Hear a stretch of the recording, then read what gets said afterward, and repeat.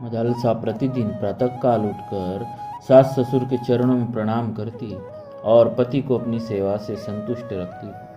तदनंतर एक दिन राजा शत्रुजीत ने राजकुमार ऋतोध्वज से कहा, बेटा, तुम प्रतिदिन प्रातःकाल इस अश्व पर सवार हो ब्राह्मणों की रक्षा के लिए इस पृथ्वी पर विचरते रहो। राजकुमार ने बहुत अच्छा कहकर पिता की आज्ञा शिरोधार्य की। वे प्रतिदिन पूर्वार्ध में ही पृथ्वी की परिक्रमा करके पिता के चरणों में नमस्कार करते थे। एक दिन घूमते हुए वे यमुना तट पर गए। वहाँ पाताल केतु का छोटा भाई ताल केतु आश्रम बनाकर मुनि के वेश में रहता था। राजकुमार ने मुनि जानकर उसे प्रणाम किया। वह बोला, राजकुमार, मैं धर्म के लिए यज्ञ करना चाहता हूँ, किंतु मेरे पास दक्षिणा नहीं है। तुम अपने गले का यह आभूषण दे दो और यही रहकर मेरे आश्रम की रक्षा करो। मैं जल के भीतर प्रवेश करके वरुण देवता की स्तुति करता हूँ, उसके बाद जल्दी ही लौटूंगा। यो कहकर तालकेतु जल में घुसा और माया से अदृश्य हो गया। राजकुमार उसके आश्रम पर ठहर गए। मुनिवेश धारी तालकेतु राजा शत्रुजीत के नगर में गया। वहां जाकर उसने कहा, राजन, आपके पुत्र दैत्यों के साथ युद्ध करते करते मारे गए, उनका यह आभूषण है। यह कहकर वह जैसे आया था उसी प्रकार लौट गया। राजकुमार की मृत्यु का दुखपूर्ण समाचार सुनकर नगर में हाहाकार मच गया। राजा रानी तथा रणिवास की स्त्रियां शोक से व्याकुल होकर विलाप करने लगी। मदालसा ने उनके गले के आभूषणों को देखा और पति को मारा गया सुनकर तुरंत ही अपने प्यारे प्राणों को त्याग दिया। राजमहल का शोक दुना हो गया। राजा शत्रुजीत ने किसी प्रकार धैर्य धारण किया और रानी तथा अंतपुर के अन्य लोगों को भी समझा बुझाकर शांत किया। मदालसा का दाह संस्कार किया गया। उधर तालकेतु यमुना जल से निकलकर राजकुमार के पास गया और कृतज्ञता प्रकट करते हुए उसने उनको घर जाने की आज्ञा दे दी।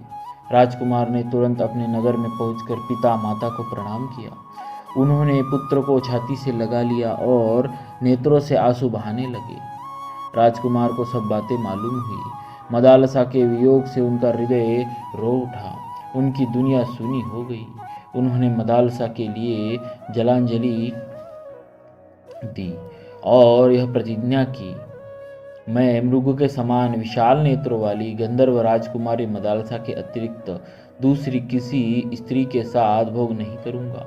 यह मैंने सर्वथा सत्य कहा है। इसी प्रकार प्रतिज्ञा करके उन्होंने स्त्री संबंधी भोग से मन हटा लिया और समवयस्क मित्रों के साथ मन बहलाने लगे। इसी समय नागराज अश्वत्तर के 2 पुत्र मनुष्य रूप में पृथ्वी पर घूमने के लिए निकले। राजकुमार ऋतुध्वज के साथ उनकी मित्रता हो गई। उनका आपस का प्रेम इतना बढ़ गया कि नागकुमार एक क्षण भी उन्हें छोड़ना नहीं चाहते थे। वे दिन भर पाताल से गायब रहते।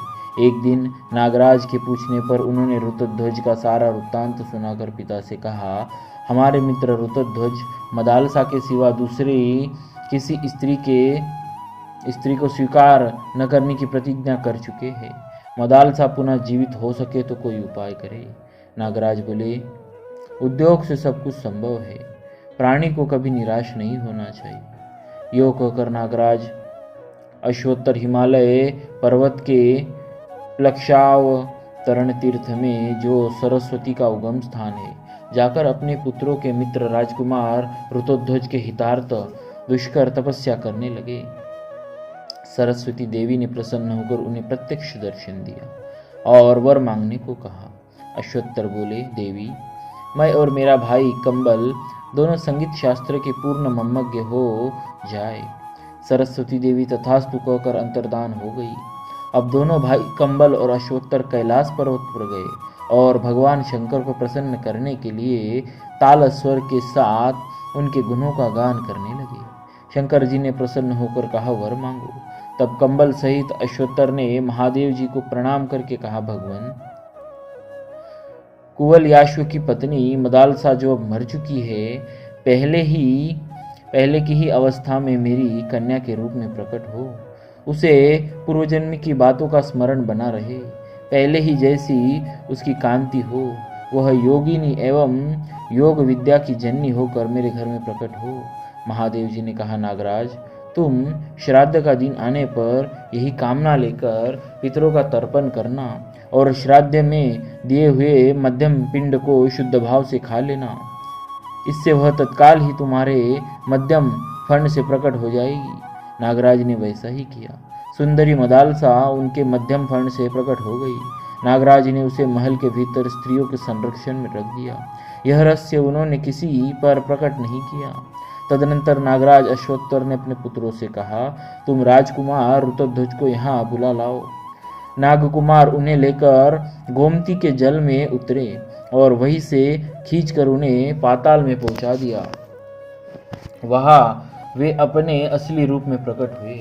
ऋतध्वज नागलोक की शोभा देखकर चकित हो उठे। उन्होंने नागराज को प्रणाम किया। नागराज ने आशीर्वाद देकर ऋतध्वज का भलीभांति स्वागत सत्कार किया।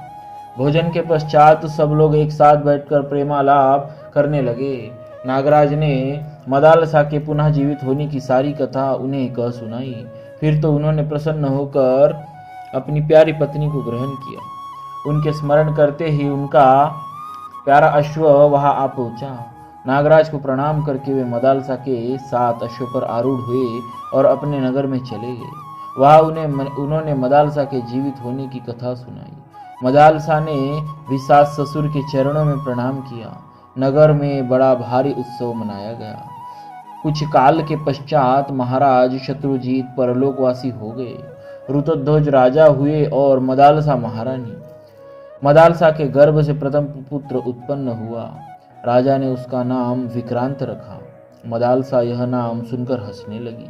इसके बाद समयानुसार क्रमशः 2 पुत्र हुए और उनके नाम सुबाहु और शत्रुमर्दन रखे गए।